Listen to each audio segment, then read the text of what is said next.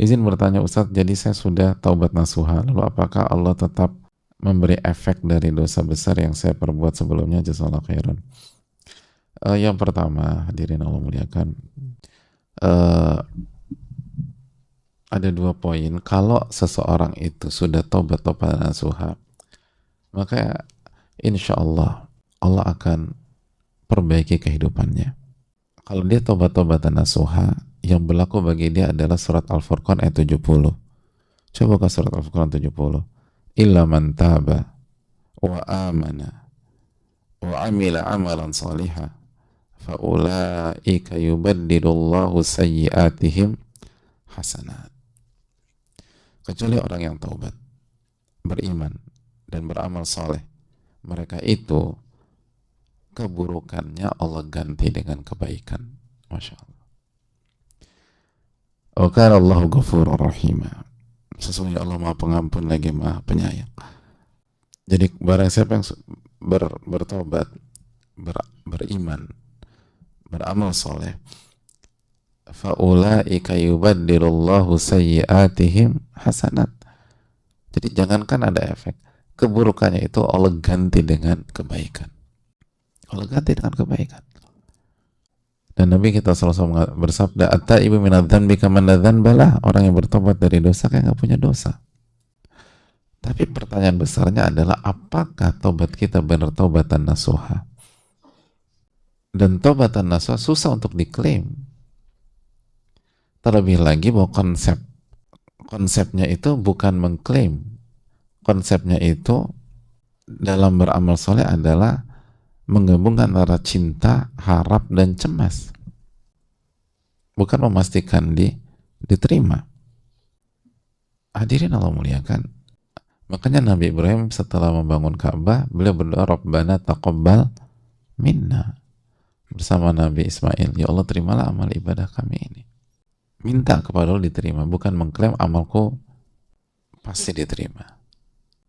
Dan itulah mental dari atau rasa yang ada di dalam hati orang-orang beriman. Sebagaimana yang Allah firmankan dalam surat Al-Mu'minun ayat 60. Allah berfirman, walladzina yu'tuna ma atau wa qulubuhum wajilah annahum ila rabbihim raji'un.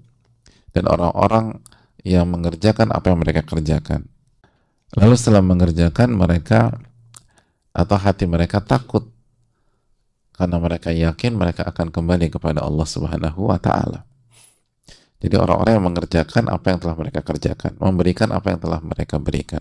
Setelah memberi, ada ketakutan di dalam hati mereka, karena mereka yakin mereka akan kembali kepada Allah. Aisyah radhiyallahu ta'ala anha ketika membaca ayat ini berpikir bahwa ayat ini untuk pelaku maksiat. Setelah bermaksiat takut. Karena itulah tabiat. Kita kalau buat kesalahan, maka akan merasa takut setelah buat kesalahan. Takut ketahuan, takut kepergok, takut dihukum, dan seterusnya. Maka Aisyah menggunakan logika ini untuk membuat untuk bertanya dan menyampaikan kepada Nabi SAW. Tapi apa kata Nabi SAW? Wah, bukan mereka, Aisyah. Benar, orang yang melakukan kesalahan dia akan takut. Tapi ayat ini bukan untuk mereka. Kata Nabi SAW apa? Humul ladzina yushollun. Mereka adalah orang-orang yang sholat, yang puasa, yang beramal soleh. Dan setelah mereka beribadah, wa yakhafuna alla yutaqabbala minhum. Mereka khawatir Allah tidak menerima amal ibadah mereka. Jadi salah satu ciri orang-orang beriman, ciri khas yang dimiliki orang-orang beriman, setelah beribadah itu tidak ujub, apalagi sombong, atau tidak mengklaim pasti diterima. Tetapi setelah beribadah, sekali lagi cinta mereka bertambah, harapan mereka bertambah, tapi juga di waktu yang sama ada rasa khawatir melakukan blunder, khawatir ada blind spot ketika mengerjakan hal tersebut, khawatir ada kelalaian sehingga tidak diterima sama Allah Subhanahu wa Ta'ala. Dan rasa khawatir itu akan menjadi motor penggerak untuk beristighfar dan terus tawadhu seberapapun amal ibadah kita. Makanya kalimat yang kita baca pertama kali setelah sholat wajib, setelah salam ke kanan, salam ke kiri, apa hadirin? Istighfar. Astagfirullah. Astagfirullah. Walaupun setelah itu pun kita bertahmid 33 kali. Alhamdulillah, Alhamdulillah. Tapi istighfar dulu. Itu memberikan pesan bahwa itu tadi. Dan nggak ada para sahabat nanya, kenapa istighfar ya Rasul? Atau bilang, kayaknya aku nggak perlu istighfar ya Rasul. Pasti diterima tadi. Oke, 100%. Nggak ada yang bilang demikian. Karena begitulah kehidupan orang-orang beriman. Tanpa dibuat-buat. Iman itu akan membuat kita semakin cinta, semakin berharap, dan juga ada kecemasan. Tetapi indahnya, semua itu sesuai porsi. Jadi kecemasan itu atau kekhawatiran itu penting jika sesuai porsi.